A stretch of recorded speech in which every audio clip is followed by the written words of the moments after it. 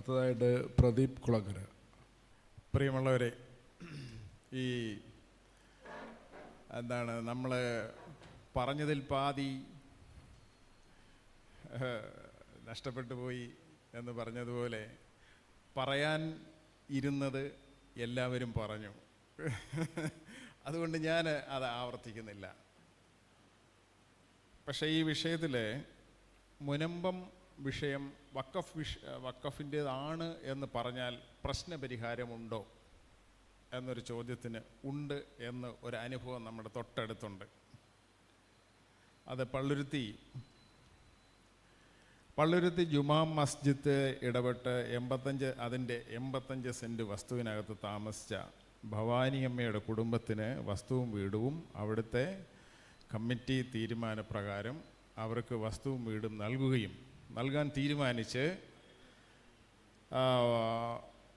Committee NOC നൽകി വഖഫ് ട്രൈബ്യൂണലിൻ്റെ അനുമതിയോടുകൂടി അവിടെ വീടും ഒക്കെ വെച്ച് നൽകിയിരിക്കുകയാണ്. വഖഫ് ഭൂമിയാണ്. അപ്പം വഖഫ് ഭൂമിയാണ്, അങ്ങനെ ഒരു അറിവാണ് എനിക്ക് കിട്ടിയിട്ടുള്ളത്. അപ്പോൾ അത് ചിലപ്പം വസ്തുതയാണോ എന്നറിഞ്ഞുകൂടാ. എന്നാലും ആ പ്രദേശത്തുള്ള എൻ്റെ ഒരു സുഹൃത്തിൻ വഴിയാണ് ഞാനത് അറിഞ്ഞത്. അപ്പം വഖഫ് ഭൂമിയാണ് എങ്കിലും അത് പ്രശ്നപരിഹാരത്തിന് സാധ്യതയുണ്ട്. അത് മുസ്ലിം സമുദായത്തിൻ്റെ വലിയൊരു നീതിയുടെ സമീപനം കൂടിയാണ്. മുസ്ലിം സമുദായം അവരുടെ സമ്പത്ത് ആ സമുദായത്തിനകത്തെ ആരോഗ്യം, ജീവകാരുണ്യം, അതുപോലെ വിദ്യാഭ്യാസം, അതുപോലുള്ള കാര്യത്തിന് സമർപ്പിക്കുന്നത് വലിയൊരു നീതിയുടെ സങ്കല്പം കൂടി അതിനകത്തുണ്ട്. മറ്റുള്ള മനുഷ്യർ അവരുടെ ജീവിതത്തിൻ്റെ ഭൗതികവും ആത്മീയവുമായ വളർച്ചയ്ക്ക് വേണ്ടി എൻ്റെ സ്വത്തും കൂടി വിനിയോഗിക്കണമെന്ന് കരുതിയ ഒരു നീതിയുടെ അംശമാണ്. നീതി എന്ന് പറഞ്ഞാൽ അതിൻ്റെ ബേസിക് സങ്കല്പം എൻ്റെ ജീവനെ പോലെ മറ്റൊരാളിൻ്റെ ജീവനെ തുല്യമായി പരിഗണിക്കുകയും ഞാൻ എൻ്റെ ജീവിതത്തിൽ എന്തൊക്കെ നേടാൻ ആഗ്രഹിക്കുന്നുവോ, എന്തൊക്കെ ഞാൻ സ്വപ്നം കാണുന്നുവോ, എന്തൊക്കെ അവകാശം വേണമെന്ന് പറയുന്നുവോ, അതൊക്കെ മറ്റൊരു മനുഷ്യനും വേണമെന്നുള്ള അവൻ്റെ അവകാശമുണ്ടെന്നുള്ള അംഗീകരിക്കലാണ് നീതി. ഈ നീതി വഖഫ് എന്ന സങ്കല്പത്തിനകത്തുണ്ട്. അത് ശരിയല്ലേ? എൻ്റെ സമ്പത്ത് ഞാൻ മറ്റു മനുഷ്യർക്ക് സംഭാവന ചെയ്യുകയാണ്. മുസ്ലിം സമുദായത്തിന് വെളിയിലുള്ളവർക്ക് അത് കൊടുക്കുന്നില്ലായിരിക്കാം. കൊടുക്കാൻ അവർ തീരുമാനിച്ചാൽ ട്രൈബ്യൂണൽ അംഗീകരിച്ചുകൊണ്ട് കൊടുക്കാൻ കഴിയും എന്നാണ് പല സംഭവങ്ങളും അറിയുന്നത്. ഭവാനി അമ്മയുടെ സംഭവം അതാണ് കാണിക്കുന്നത്.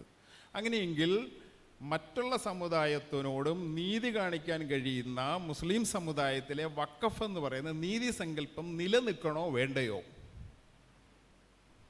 നിലനിൽക്കണ്ട എന്നാണ് സംഘപരിവാർ നമ്മളോട് പറയുന്നത്. ഈ കാര്യം തന്നെയാണ് മറ്റുള്ള സമൂഹത്തിലും നീതി നിലനിൽക്കണ്ട എന്നാണ് അവർ പറയുന്നത്. അങ്ങനെ നീതി വേണ്ട എന്ന് പറയുന്ന ഒരു സമുദായത്തിലെ പ്രതിനിധി കൂടിയാണ് ഞാൻ.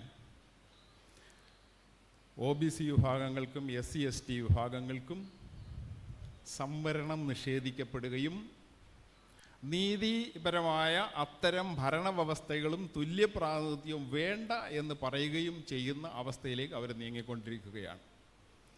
അതുകൊണ്ട് നീതി നിഷേധിക്കപ്പെടുന്ന ഒരു സമുദായത്തിലെ അംഗമെന്നുള്ള നിലയിലും നമ്മളുടെ പൊതുമണ്ഡലത്തിൽ നീതി നിലനിന്നെങ്കിലേ നമ്മളുടെ സമൂഹത്തിലും നമ്മളുടെ കുടുംബത്തിലും വ്യക്തിയുടെ മനസ്സിലും നീതി നിലനിൽക്കുകയുള്ളൂ എന്നുള്ളത് കൊണ്ടും നീതിക്ക് വേണ്ടി ശബ്ദിച്ച ഈ വേദിയിൽ വന്ന് അതിനെപ്പറ്റി 2 വാക്ക് സംസാരിക്കുക എന്നുള്ളത്,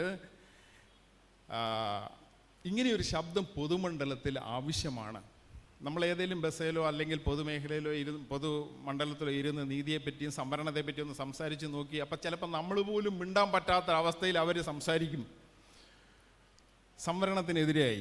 സംവരണം എന്നുള്ളത് കേവലം ജോലിയുടെ പ്രശ്നം മാത്രമല്ല, മറിച്ച് എല്ലാ മേഖലകളിലും ഓരോ വിഭാഗത്തിൻ്റെയും ജനസംഖ്യാനുപാതികമായ തുല്യ പങ്കാളിത്തമാണ്.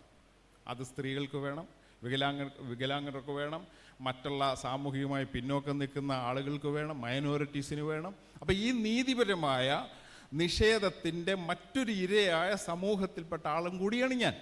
അത് പൊതുമണ്ഡലത്തിൽ ഈ നീതി നിലനിൽക്കണം എന്ന് വിചാരിക്കുന്നുണ്ട്. ഒരു പൗരനായി നിന്നുകൊണ്ട് നീതി നിഷേധിക്കപ്പെടുന്ന എല്ലാ വിഭാഗത്തിൻ്റെയും ശബ്ദങ്ങൾക്ക് വേണ്ടി അതിൻ്റെ കൂടെ നിൽക്കുകയും അതിനെ ചേർത്ത് പിടിക്കുകയും ചെയ്യുന്നതിന് വേണ്ടി ഇവിടെയാണ് ഞാനിവിടെ വന്നത്. ഞാൻ ഈഴവ സമുദായത്തിലെ ഒരു പ്രതിനിധി എന്നുള്ള നിലയിൽ കൂടി ഇത്തരം പ്രശ്നങ്ങൾ അനുഭവിക്കുന്നുണ്ട്. ഈഴവ സമുദായം മുസ്ലിം സമുദായവുമായി ബന്ധപ്പെട്ട് വളരെയധികം ചരിത്രത്തിൽ പോരാട്ടങ്ങൾ ചേർന്ന് നിന്ന് നടത്തിയതാണ്. നിവർത്തന പ്രക്ഷോഭത്തിൻ്റെ കാലഘട്ടത്തിൽ മുസ്ലിം സമുദായവും അതോടൊപ്പം ക്രൈസ്തവ സമുദായത്തിലെ പരിവർത്തനം വേണമെന്ന് ആഗ്രഹിച്ച വിഭാഗങ്ങളും ഈഴവ സമുദായം കൂടെ ചേർന്ന് നടത്തിയ സമരത്തിൻ്റെ ഫലമായി സി കേശവനെ പിടിച്ച് ജയിലിലിടുകയും പക്ഷെ നിവർത്തന പ്രസ്ഥാനത്തിൻ്റെ മുദ്രാവാക്യത്തെ മുന്നോട്ട് കൊണ്ടുപോകുകയും മുസ്ലിം സമുദായവും ക്രൈസ്തവ സമുദായത്തിലെ പരിവർത്തനവാദികളായിട്ടുള്ള മനുഷ്യരും അതിനെ മുന്നോട്ട് കൊണ്ടുപോയതിൻ്റെ ഫലമായാണ് ഇന്ത്യയിൽ ആദ്യമായി ഒരു പബ്ലിക് സർവീസ് കമ്മീഷൻ കേരളത്തിൽ ഉണ്ടായത്. കേരളത്തിലല്ല അന്ന് തിരുവിതാംകൂറിലുണ്ടായത്. അതിൻ്റെ ഫലമായിട്ടാണ് സാമൂഹ്യനീതിയുടെയും ജോലിയുടെ ജനസംഖ്യാനുപാതികമായ പ്രാതിനിധ്യത്തിൻ്റെയും മാനദണ്ഡം കേരളത്തിൽ നമുക്ക് ലഭിക്കുന്നത്. മുസ്ലിം സമുദായത്തിൻ്റെ കൂടി ഈ നിവർത്തന പ്രസ്ഥാനത്തെ മുന്നോട്ട് കൊണ്ടുപോയതിൻ്റെ ഫലമായിട്ടാണ്. മുസ്ലിം സമുദായത്തിൻ്റെ ഇന്ത്യൻ ഭരണഘടനയിൽ ഇത്തരം നീതിപരമായ ശബ്ദം വേണമെന്ന് വിചാരിച്ച് ഇന്ത്യൻ ഭരണഘടന നിർമ്മാണ സമിതിയിൽ അംഗമായിരുന്ന കൊല്ലത്തെ മുസ്ലിം സമുദായത്തിൽപ്പെട്ട ഒരാൾ ഒപ്പിട്ടത് മലയാള ഭാഷയിലാണ്.